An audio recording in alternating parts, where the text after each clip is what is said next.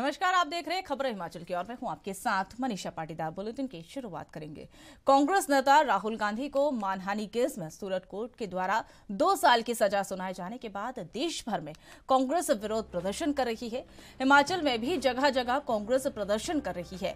वहीं राजधानी शिमला में भी विधानसभा के बाहर मुख्यमंत्री सुखविंदर सिंह सुक्खू समेत सभी कांग्रेस विधायक ने काली पट्टियां बांधकर विरोध प्रदर्शन किया और बीजेपी पर राहुल गांधी को बदनाम करने के आरोप लगाए। और इसी दौरान मुख्यमंत्री सुखविंदर सिंह सुक्खू ने कहा कि राहुल गांधी को बदनाम करने की कोशिश की जा रही है और लोगों के बीच यह पेश किया जा रहा है कि उन्होंने कोई गलत बयान दिया है, जबकि रैलियों में अक्सर एक नेता एक दूसरे के खिलाफ भाषण देने के माध्यम से आरोप प्रत्यारोप करते हैं।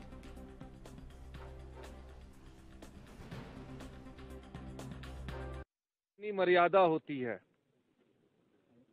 सरकार की अपनी मर्यादा होती है, विधायकों की अपनी मर्यादा होती है। विधायक जो विधानसभा सचिवालय के अंतर्गत आते हैं, सरकार जो होती है वो मुख्यमंत्री और मंत्रिमंडल के अधीन होती है। जजेस की अपनी गरिमा होती है, प्रेस बंधुओं की अपनी गरिमा होती है। सभी गरिमाओं का सम्मान करना हम सबकी एक भावना होती है, क्योंकि लोकतंत्र तभी मजबूत होता है जब सबके एक दूसरे के मेल जोल से हम आगे बढ़ा जाए। इस दृष्टिकोण से विधायक साहब का चलान हुआ, कोई बात नहीं, कानून के दायरे में हम सब लोग हैं, लेकिन गरिमा बनाए रखना हम सब लोगों का दायित्व बनता है। तो इस गरिमा के संदर्भ में विधानसभा के विपक्ष के नेता जयराम ठाकुर जी ने भी कहा और सभी कांग्रेस के विधायकों ने भी कहा, तो हमने कहा कि पहले तो ये बांटना जरूरी है कि किस संस्था का किस प्रकार से कितना रोल और किस दृष्टिकोण से क्या प्रोटोकॉल होना चाहिए। उस दृष्टिकोण से हमने एक कमेटी बनाने का सुझाव दिया कि सरकार का क्या रोल होगा, हमारे विधायक का क्या रोल होगा, पत्रकार बंधुओं का क्या रोल होगा, और जुडिशियल जो है जो अपना कार्य प्रणाली करते हैं, हम सब लोगों को मिलकर एक ऐसी विचार विमर्श करने की जरूरत है जो आज के लोकतंत्र। केरल की वायनाड लोकसभा सीट से सांसद रहे राहुल गांधी की मुश्किलें अब कम होने का नाम नहीं ले रही है। दरअसल मोदी सर ने मामले पर विवादित टिप्पणी को लेकर एक दिन में सूरत कोर्ट ने उन्हें दोषी करार दिया था और इसके बाद राहुल गांधी को 2 साल की सजा सुनाई और इसके बाद जमानत भी दे दी गई, लेकिन बावजूद इसके उनकी लोकसभा की सदस्यता खतरे में पड़ गई थी। आखिरकार शुक्रवार को राहुल गांधी संसद की सदस्यता से हाथ धो बैठे और इसके बाद देश में कांग्रेस के बड़े नेताओं को लेकर आपको बता दें आम कार्यकर्ता भी रोष प्रकट कर रहे हैं। और इसी बीच हिमाचल प्रदेश के मुख्यमंत्री सुखविंदर सिंह सुक्खू भी वहां पर राहुल गांधी की सदस्यता रद्द किए जाने के लिए आवाज उठा रहे हैं और उनके द्वारा कहा जा रहा है कि आवाज को दबाया नहीं जा सकता है, लोकतंत्र का गला घोटा जा रहा है। और आवाज जब राहुल गांधी ने कन्याकुमारी से कश्मीर तक बुलंद की तो बीजेपी बौखला गई।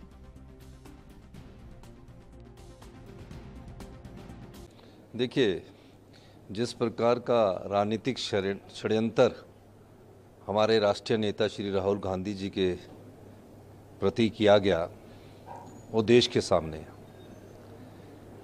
राहुल गांधी जी की सदस्यता रद्द करके उनकी आवाज़ को दबाया नहीं जा सकता। उनकी संसद सदस्य के रूप में अगर आवाज़ दबाने की कोशिश और उनका गला घोटने की कोशिश इस बीजेपी सरकार ने की है, जो कि निंदनीय है। हम जानते हैं कि इस प्रकार की माल प्रैक्टिस पहले भी श्रीमती इंदिरा गांधी जी के समय हुई थी। राहुल गांधी जी उनके पोते हैं और राहुल गांधी जी दोबारा चुनाव जीतकर दोबारा कहीं से भी आ सकते हैं, लेकिन चुनाव जीतना मकसद नहीं होता, संसद मकसद नहीं होता। लेकिन जो लोकतंत्र का गला घोटा जा रहा है, उस आवाज़ को जब राहुल गांधी जी ने कन्याकुमारी से लेकर कश्मीर तक बुलंद किया, उससे भारतीय जनता पार्टी बुखला गई। राहुल गांधी जी जननेता हैं, वो संसद का एक प्रतिनिधित्व करते थे। कश्मीर से कन्याकुमारी तक उनकी अपनी एक कांग्रेस पार्टी की फौज है। निश्चित तौर पर बड़ी दुखद घटना है कि इस प्रकार के हथकंडे अपनाकर राष्ट्रीय नेता को संसद से बाहर करने का रास्ता जो दिखाया जा रहा है, ताकि उनकी आवाज़ जो संसद में उठे वो ना उठे, पर जनता की संसद तो खुली है, जनता का दरवाजे तो खुले हैं, और निश्चित तौर पर जनता की आवाज़ को साथ लेकर एक दिन भारतीय जनता पार्टी की जो जन विरोधी नीतियाँ हैं उसके खिलाफ एकमात्र नेता राहुल गांधी जी जो खड़े हुए हैं, लोग उनके पीछे कतार लगाकर चलेंगे। पार्टी की विचारधारा को नहीं मारा जा सकता। राहुल गांधी जी की विचारधारा पार्टी की विचारधारा है। वो पार्टी जो धर्मनिरपेक्षता में विश्वास करती है, जो किसान की विचारधारा में विश्वास करती है, महिलाओं के सम्मान में विश्वास करती है, युवाओं को रोजगार देने की में विश्वास रखती है, विभिन्न संस्कृति के देश में जो एक समावेश बनाने की विचारधारा है उसमें विश्वास रखती है। राहुल गांधी जी उस विचारधारा का प्रतिनिधित्व करते हैं, इसको मारा नहीं जा सकता। निश्चित तौर पर पूरे हिंदुस्तान में कांग्रेस जनों में इसके प्रति बड़ा रोष भी है, और मैं दावे के साथ कह सकता हूं कि 24 के चुनाव में हमारा सबसे बड़ा मुद्दा लोकतंत्र की हत्या हो। मानहानि मामले में सूरत कोर्ट ने राहुल गांधी को 2 साल की सजा के बाद लोकसभा सचिवालय से उनकी सदस्यता को भी रद्द कर दिया। देश भर में कांग्रेस पार्टी इसका विरोध कर रही है। हिमाचल कांग्रेस में राहुल गांधी की सदस्यता जाने के खिलाफ आवाज बुलंद कर रहे हैं, और वहीं हिमाचल प्रदेश सरकार के लोक निर्माण मंत्री विक्रमादित्य सिंह ने राहुल गांधी की सदस्यता को रद्द करने पर दुर्भाग्यपूर्ण उन्होंने बताया है। विक्रमादित्य ने कहा कि नए नए नुस्खे लाकर बीजेपी राहुल गांधी को परेशान करने की कोशिश कर रही है। उन्होंने कहा कि एक ऐसे व्यक्ति ने राहुल गांधी पर मुकदमा दर्ज करवाया जिस पर राहुल गांधी ने टिप्पणी करी ही नहीं थी। विक्रमादित्य ने आगे कहा कि लोकसभा सचिवालय को सदस्यता रद्द करने की इतनी जल्दी नहीं दिखानी चाहिए थी, क्योंकि सूरत कोर्ट की तरफ से राहुल गांधी को 30 दिन का समय दिया गया था। राहुल गांधी जी ने लंदन में यूनिवर्सिटी ऑफ कैम्ब्रिज में और if I am not mistaken London school of economics में जो बातें कही थी, उन्होंने किसी का कोई कैरेक्टर असैसिनेशन नहीं किया। उन्होंने जो प्रिवेलिंग पॉलिटिकल सर्कमस्टेंसेस आज देश के अंदर है, केवल उसके बारे में एक विस्तृत चर्चा करी थी। और आजकल यूट्यूब का जमाना है, इंटरनेट का जमाना है। आप यूट्यूब के ऊपर सर्च करेंगे और उस समय 2014-2013 की उस समय, और तो इवन लेटर जब माननीय प्रधानमंत्री जी अंतर्राष्ट्रीय दौरों के ऊपर कनाडा गए, यूएसए गए, इंग्लैंड गए, और वहां पे उन्होंने वेम्बली स्टेडियम के अंदर या आपके सेंट्रल पार्क में न्यूयॉर्क के अंदर जो भाषण दिए, उसमें क्या बातें उन्होंने उस समय पूर्व की सरकारों के बारे में कही, तो वो क्या था? क्या वो डेफेमेशन नहीं था? तो केवल अपनी बात को कहीं पे रखना, मैं समझता हूं वो देश की तौहीन नहीं है। उन्होंने हमेशा देश हित के लिए लड़ाई लड़ी है और आगे भी लड़ते रहेंगे। और ये पूरे तरीके से जो ये माहौल देश के अंदर बना, खास करके जो ये भारत जोड़ो यात्रा का बना, जिस तरीके का जन सलाह निकल कर आया, उससे घबराकर मुद्दों से हटाने के लिए, और अभी जो अदानी हिंडनबर्ग इशू निकल कर आया, जिसमें आपने देखा किस तरीके से अदानी का जो है शेयर मार्केट वैल्यू गिरी, किस तरीके से इसमें एक्सपोजे हुआ, उससे लोगों का ध्यान भटकाने के लिए, उससे हटाने के लिए इस तरीके की ये कार्रवाई करी गई। सूरत कोर्ट द्वारा कांग्रेस के पूर्व राष्ट्रीय अध्यक्ष राहुल गांधी को 2 साल की सजा सुनाए देने के बाद लोकसभा सचिवालय द्वारा उनकी सदस्यता को भी रद्द कर दिया गया, जिस पर कांग्रेस भड़क गई और बीजेपी पर सोची समझी साजिश का आपको बता दें आरोप लगा रही है, और उनकी सदस्यता रद्द करने पर आरोप लगाया गया। कांग्रेस के राष्ट्रीय प्रवक्ता कुलदीप सिंह राठौर ने इसको लेकर बीजेपी पर निशाना साधा और उनकी सदस्यता रद्द करने के फैसले को दुर्भाग्यपूर्ण करार दिया। उन्होंने कहा कि देश के लोकतंत्र में ऐसा पहली बार हुआ है। अभी तक फैसला सूरत कोर्ट ने सुनाया है और इसमें कानून की लंबी प्रक्रिया है, और वही अपील करने का समय भी दिया जाता था, और हाई कोर्ट और सुप्रीम कोर्ट जाने के रास्ते भी अभी खुले थे, लेकिन लोकसभा सचिवालय द्वारा जल्दबाजी में उनकी सदस्यता रद्द करने का फैसला लिया गया।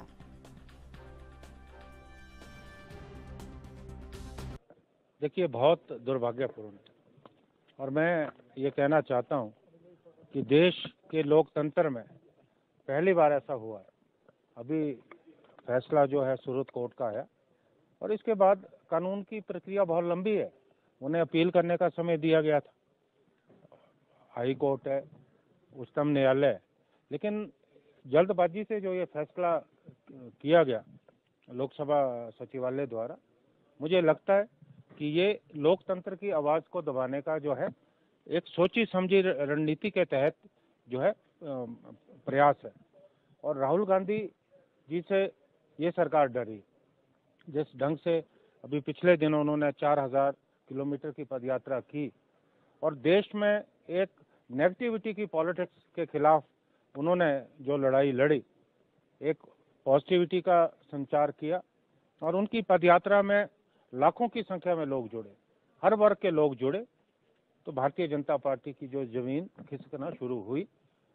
और जब मांग की गई कांग्रेस पार्टी द्वारा अडानी प्रकरण में कि आप जेपीसी का गठन करो, और बजाय इसके कि जेपीसी का गठन करते, उन्होंने एक सोची समझी रणनीति के तहत जो है राहुल गांधी जी की घेराबंदी जो है शुरू की है।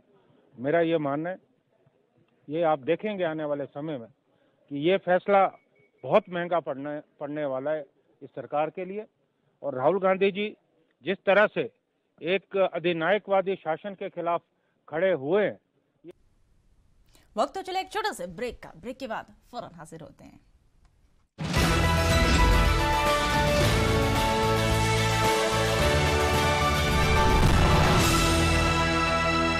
ब्रेक के बाद स्वागत है आपका। अब हिमाचल की अन्य खबरों की ओर रुख करेंगे।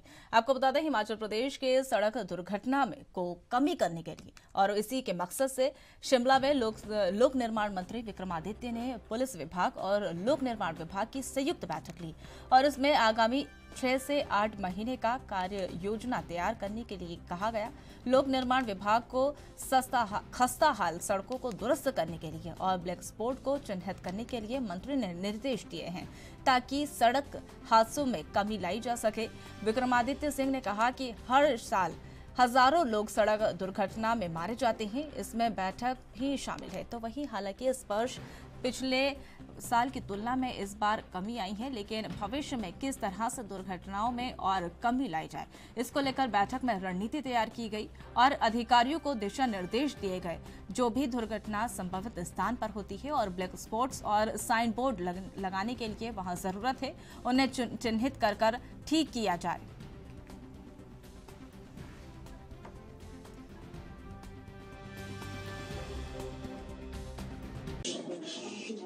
हिमाचल प्रदेश पुलिस और Himachal Pradesh public works department द्वारा एक जॉइंट मीटिंग प्रदेश में जो हमारे सड़कें हैं, चाहे वो नेशनल हाईवेज हैं, चाहे वो स्टेट हाईवेज है, एमडीआरस है, लिंक रोड्स है और जो 4 लेनिंग है, उसमें जो दुर्घटनाएं प्रदेश में लगातार घट रही है, एक्सीडेंट्स हो रहे हैं, उसमें क्या कार्य प्रदेश के अंदर हो रहा है, कैसे हमने उसको आने वाले समय में इम्प्रोवाइज करना है, एक्सीडेंट्स को कम करना है, उसके ऊपर एक बैठक, बहुत महत्वपूर्ण बैठक जो है वो हुई है। और आज कई मापदंडों के ऊपर जो 4-5 डिस्ट्रिक्ट्स के हमारे ऑनरेबल एसपीज यहाँ पर आए हैं, उन्होंने अपने अपने डिस्ट्रिक्ट के मुतल्लक कई कंसर्न्स को यहाँ पे रेज किया है, जिसको हमने मिनट्स में रिकॉर्ड किया है और उनको भी हम ध्यान में रखते हुए हमने अपने लिए कम से 6 महीने का 8 महीने का एक वर्किंग प्लान बनाया है, जिसमें हम डिपार्टमेंट द्वारा भी जो ऐसे स्पॉट्स है प्रदेश के अंदर जहाँ पे एक्सीडेंट प्रोन एरियाज है, उनको ठीक करने का, चाहे वो वहाँ की रोड्स की कंडीशन है, उसको वहाँ के जो साइनेजेस है उसको इम्प्रोवाइज किया जा सके, वो भी बड़ा जरूरी है। क्योंकि कई बारी हमारे टूरिस्ट आते हैं, उनको इलाके के बारे में पूरी जानकारी नहीं होती है और उसकी वजह से भी फेटेलिटीज बढ़ जाती है। इसलिए रोड साइनेजेस और कोई हैजर्डियस एरियाज हो, उसके बारे में पहले ही जानकारी मिल जाए। जिलाधिकारी कांगड़ा डॉक्टर निपुल जिंदल ने लोगों से जिले में क्षय रोगी यानी टीबी के खिलाफ एक जन आंदोलन खड़ा करने का आह्वान किया है। उन्होंने टीबी उन्मूलन के संकल्प को पूरा करने के लिए बहुक्षेत्रीय सहभागिता पर बल दिया और विश्व क्षय रोग दिवस यानी वर्ल्ड टीबी डे पर जिला क्षय रोग उन्मूलन समिति के बैनर तले बहुक्षेत्रीय सहभागिता को लेकर एक बैठक आयोजित की और इसकी अध्यक्षता की। इस दौरान राष्ट्रीय क्षय उन्मूलन कार्यक्रम और यूनियन संस्थान के सहयोग से टीबी उन्मूलन के लिए कई विभागों के माध्यम से समन्वय के लिए चर्चा का आयोजन किया गया। बैठक में सभी हितधारकों और संबंधित विभागों ने अपने सुझाव दिए। उपायुक्त ने कहा कि साल 2025 तक टीबी मुख्य और मुक्त भारत बनाने के लिए संकल्प के साथ काम किया जा रहा है। कांगड़ा जिला में इसकी अपनी महत्वपूर्ण भूमिका निभाने के लिए तत्पर है और यह लक्ष्य तत्परता से पूर्ण किया जाएगा और इसके लिए जिला प्रशासन निरंतर कार्यरत है।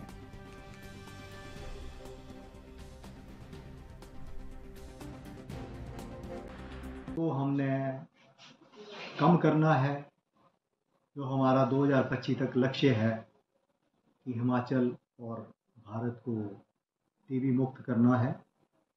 उस पर डिटेल पे बात हुई, जिसमें कि हमने टेस्टिंग, ट्रीटमेंट और कम्युनिटी अवेयरनेस की बात की और इसके बारे में हमने डिटेल में बताया कि कहाँ कहाँ हमारे जो ज़िला में है टीबी की टेस्टिंग होती है। इसमें लगभग 47 जगह जो माइक्रोस्कोपी सेंटर्स हैं और सीबी नेट और टूर नेट की मशीनें हैं लगभग 18-19 जगह हॉस्पिटल्स में। और हमारी जो है माइक्रोस्कोपी की टांडा मेडिकल जो मेन उसकी लैब कल्चर टीबी कल्चर की है वो टांडा मेडिकल कॉलेज में होती है। तो हमारा मुख्य उद्देश्य जो है हिमाचल के जिला मुख्यालय धर्मशाला में शुक्रवार दोपहर के बाद मौसम ने अचानक करवट ली। हालांकि सुबह के समय आसमान में काले बादल छाए रहे थे, लेकिन दोपहर के बाद एकदम अंधेरा छाया गया। गाड़ी चालकों को गाड़ी चलाने में काफी दिक्कतों का सामना करना पड़ा। अपनी लाइटें भी चलानी पड़ी और स्थानीय दुकानदारों को अपनी अपनी दुकान की लाइटें चलानी पड़ी। देखते ही देखते मौसम इतना खराब हो गया कि क्षेत्र में मूसलाधार बारिश के साथ तेज ओलावृष्टि होने लगी और इसके बाद रास्तों पर ओलों पर सफेद चादर बिछ गई। और वहीं आपको बता दें, अचानक हुए इस तेज बारिश और ओलावृष्टि से एक बार फिर से जिले में कड़ाके की ठंड होने लगी और इस ठंड से बचने के लिए जहां स्थानीय लोग अपने अपने घरों में दुबक रहे थे, तो वहीं दूसरी ओर बाजारों में भी सन्नाटा पसरा रहा।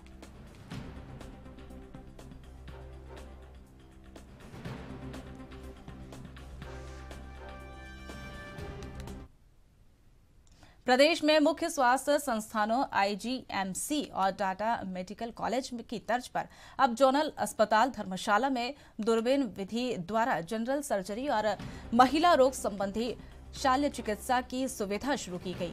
तो वही आपको बता दें, ये सुविधा इस शुरू करने के बाद अब लोगों को टाटा मेडिकल कॉलेज के लिए चक्कर नहीं काटने पड़ेंगे। अस्पताल प्रशासन ने सुविधा को शुरू करने के लिए high quality system unit machine की खरीद शुरू कर ली है और जोनल अस्पताल धर्मशाला के वरिष्ठ चिकित्सा अधीक्षक डॉक्टर राजेश गुलेरी ने कहा कि धर्मशाला अस्पताल में इस सुविधा से शुरू होने के बाद मरीजों को ज्यादा दिन अस्पताल में दाखिल नहीं करना पड़ेगा और उन्हें सर्जरी के लिए मेडिकल कॉलेज यानी निजी अस्पताल में भी नहीं जाना पड़ेगा। आगे उन्होंने कहा कि इस सुविधा के लिए शुरू होने से धर्मशाला समेत जिले के अन्य क्षेत्रों के मरीजों को काफी लाभ मिलेगा और इसी दौरान अस्पताल धर्मशाला में दूरबीन विधि से सर्जरी की सुविधा भी शुरू होने रही और इसी के दौरान मरीजों के तीमारदार को भी यहां पर समय बचेगा और उनकी आर्थिक तौर पर बड़ी राहत मिलेगी।